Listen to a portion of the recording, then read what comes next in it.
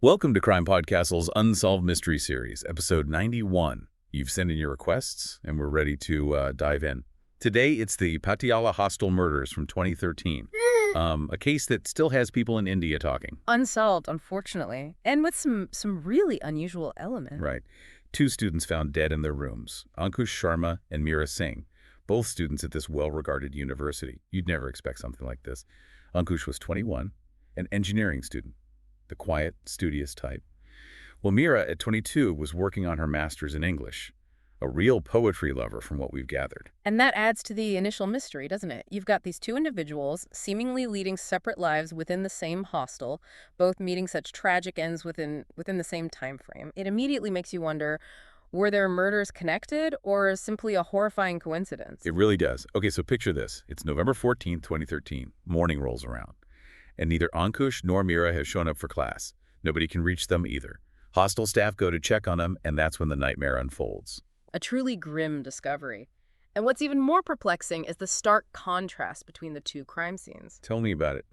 Ankush's room was in complete chaos. Furniture overturned, Yeah. things strewn everywhere. It clearly pointed to a struggle, which aligns with the fact that he was stabbed multiple times. But then you go just two doors down to Meera's room, and it's almost undisturbed. No signs of a fight, and yet she was strangled. That difference is a huge red flag for investigators. It throws up so many questions right off the bat. Was this one killer with a very specific plan for each victim, or were there two separate perpetrators with different motives and methods? The Patiala police launched a full investigation, of course, but they were hitting roadblocks left and right. It's sadly common in cases like this, especially when dealing with a crime scene that's been potentially contaminated by well-intentioned individuals before investigators arrive. Oh, absolutely. So autopsies confirmed that Ankush and Meera were killed within an hour of each other, sometime between 11 p.m. and midnight. But the real blow was the lack of physical evidence. No DNA linking a suspect. And the murder weapon or weapons were never found. Those missing pieces are absolutely critical. Without them, it's incredibly difficult to establish a definitive timeline, let alone identify a suspect. You're left with a lot of speculation and very few hard facts. Exactly. And to make matters worse, nobody in the entire hostel reported hearing anything suspicious that night. No screams, no sounds of a struggle, nothing. It's like whoever did this just slipped in and out like a ghost. It is unusual, particularly in a hostile environment where walls are often thin and rooms are close together. It makes you wonder, was the killer incredibly meticulous in their movements, or were the victims somehow incapacitated quickly and silently? And this is back in 2013, so the hostel didn't have security cameras. Another setback. Nowadays, we rely heavily on security footage to retrace steps and identify individuals, but back then it wasn't as commonplace, especially in places like student hostels. It leaves a huge gap in the investigation. A massive gap.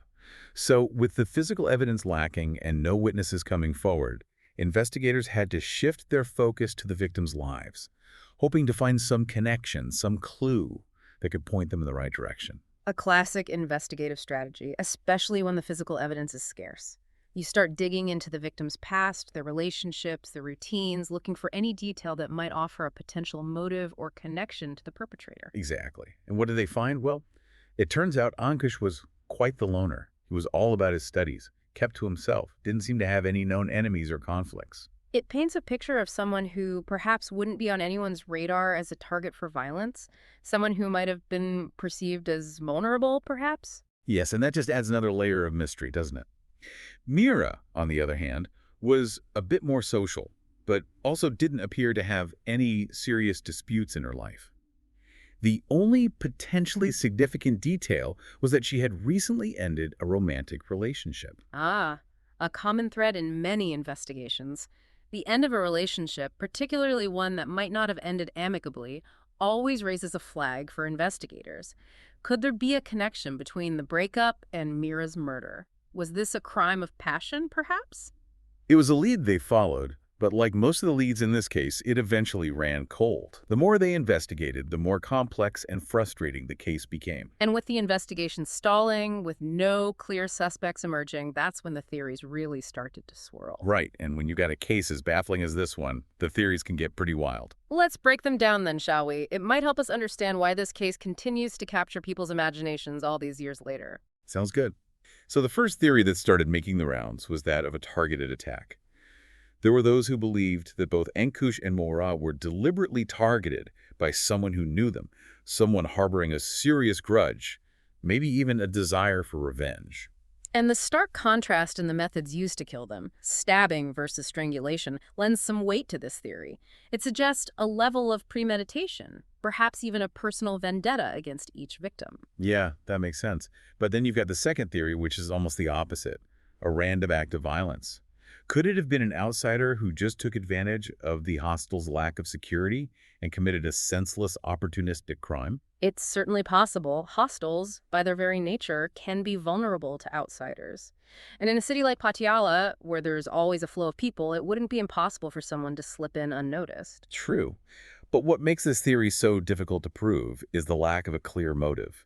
If it was truly random, why choose these two victims? Why the different methods? It just doesn't quite add up. Exactly. And that brings us to the third theory, the lone serial killer. Some people latched on to the seemingly calculated nature of the murders, the precision, the silence, and saw it as the work of someone with, let's say, a darker psychological profile. It's definitely a chilling thought, the idea that someone was out there deliberately choosing their victims and carrying out these acts with such cold-blooded efficiency. Of course, the lack of any subsequent similar murders in the area casts some doubt on this theory, but it's not entirely out of the realm of possibility. Serial killers can be incredibly cunning and elusive, and sometimes they simply stop for reasons unknown. Right. And finally, we come to the theory that is perhaps the most unsettling of all, an inside job. Could someone familiar with a hostel, maybe another student, a staff member, someone with access and knowledge of the layout and routines, have been involved? It's a theory that investigators had to explore, and rightfully so. Think about it. Someone with inside knowledge would have a clear advantage. They'd know the security gaps, the best times to strike, and they'd be able to blend back into the community without arousing suspicion. And it would explain why nobody saw or heard anything suspicious that night. Precisely. The killer carrying out their plan with a chilling level of familiarity. So we've got four compelling theories, each with its own strengths and weaknesses, but none of them provide a definitive answer. It's like we're stuck in a maze, going around in circles, unable to find the way out. And that's the nature of unsolved mysteries. They pull you in with their complexity, but they often leave you with more questions than answers. It's incredibly frustrating. It is frustrating, especially when you consider the impact this unsolved crime had on the university community and, of course, the victims' families. Absolutely. This wasn't just a crime that happened in isolation. It sent shockwaves through the entire university and beyond. You have to remember, this was a place where students felt safe, a community dedicated to learning and growth. Suddenly, that sense of security was shattered. It's like a crack in the foundation of their world. Imagine being a student on that campus, living in those hostels, knowing that two of your fellow students had been murdered just doors away. I can't even begin to fathom the fear and anxiety that must have gripped everyone. The psychological impact of a crime like this is immense. Students, especially those living in close proximity to the crime scenes, would have felt incredibly vulnerable. It's like that feeling you get when you realize your front door was unlocked all night. That unsettling sense of vulnerability that lingers even after you've taken steps to secure your home. Exactly. And it's not just the students. Faculty and staff were also profoundly affected. They carry the responsibility of providing a safe and nurturing environment for their students. And when something like this happens, it undermines their sense of control, their ability to protect those in their care. It's a heavy burden. The university had to make immediate changes, implementing stricter security measures, increasing patrols, installing those CCTV cameras that were lacking before. Trying to restore a sense of order and safety, but I imagine that fear lingered for a long time. It would have. Trauma like this leaves a lasting impact. And then, of course, there are the families of the victims. Their lives were irrevocably changed by this tragedy. The pain of losing a child, a sibling, is unimaginable in any circumstance.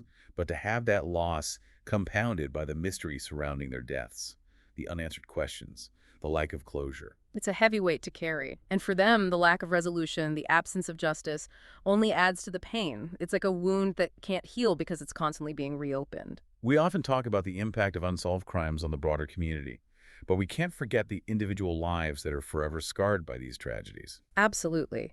It's easy to get caught up in the theories, the investigations, the search for answers, but we have to remember that at the heart of every unsolved crime are real people who have suffered an immeasurable loss. The Patiala Hostel Murders serve as a stark reminder of the darkness that can exist in the world. But they also underscore the resilience of the human spirit, the unwavering pursuit of truth and justice, even in the face of seemingly insurmountable odds. It's a case that continues to haunt us, challenge us, and remind us that even in the most unexpected places, evil can lurk. And that sometimes, despite our best efforts, the truth remains elusive. But that doesn't mean we stop searching for it. Makes you think about the choices we make, the precautions, the people we trust. Absolutely. The Patiala Hostel murders, while tragic, serve as a stark reminder of the importance of vigilance, both for individuals and for communities as a whole. You're right. It makes you realize that even in seemingly safe environments, like a university campus, there are vulnerabilities. And those vulnerabilities can be exploited. Exactly. And it underscores the importance of taking proactive measures to enhance security. Things like adequate lighting, controlled access points, and of course the now ubiquitous CCTV cameras. These can act as deterrents, but they also provide crucial evidence when crimes do occur. It's amazing how much technology has changed the landscape of investigations. Back in 2013, the absence of security cameras in the Patiala hostel was a major setback. Today, it's almost unthinkable. Technology is a double-edged sword, of course, but in the realm of criminal justice, it's become an indispensable tool. But even with all the advances in forensic science and surveillance, there's still a human element that can't be ignored. What do you mean? Well, think about it. We've talked about the lack of witnesses in this case, the silence that surrounded these murders. It's unusual, especially in a densely populated hostel. It suggests that someone, somewhere, might have seen or heard something, but for whatever reason, chose not to come forward. Fear, maybe? Or a sense of loyalty to the perpetrator? Could be. And that's why it's so crucial to foster a culture of reporting, of encouraging people to speak up when they see something suspicious or out of place. You know, it's like the old saying, if you see something, say something. It might seem insignificant at the time, but that one piece of information could be the missing link that breaks a case wide open. Exactly. And that applies not just to violent crimes like this one, but to any situation where you sense something isn't right. It's about trusting your instincts and having the courage to speak up, even if it feels uncomfortable or risky. And law enforcement agencies are increasingly relying on the public's help in solving crimes. They need our eyes and ears on the ground, our willingness to be active participants in keeping our communities safe. It really is a collective effort. It is. And as we've discussed, cold cases are never truly closed. Advances in DNA technology, new witness testimonies, even the passage of time can lead to breakthroughs.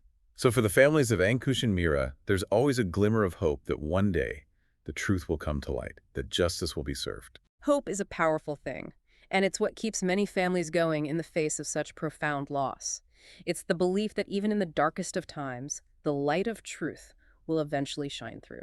The Patiala Hostel Murders serve as a chilling reminder of the fragility of life, the randomness of violence, and the enduring mystery of unsolved crimes. But they also remind us of the importance of community, of vigilance, and of the unwavering pursuit of justice. We may never know for sure what happened that night in November 2013, but we can honor the memory of Ankush and Meera by continuing to ask questions, to seek answers, and to work towards creating a safer world for all. Well said. If you have any information about the Patiala Hostel Murders, no matter how small or insignificant it may seem, please contact the Patiala Police. And as always, remember to follow and subscribe to CrimePod Castle for more deep dives into India's most perplexing unsolved mysteries. Until next time, stay curious, stay safe, and stay vigilant.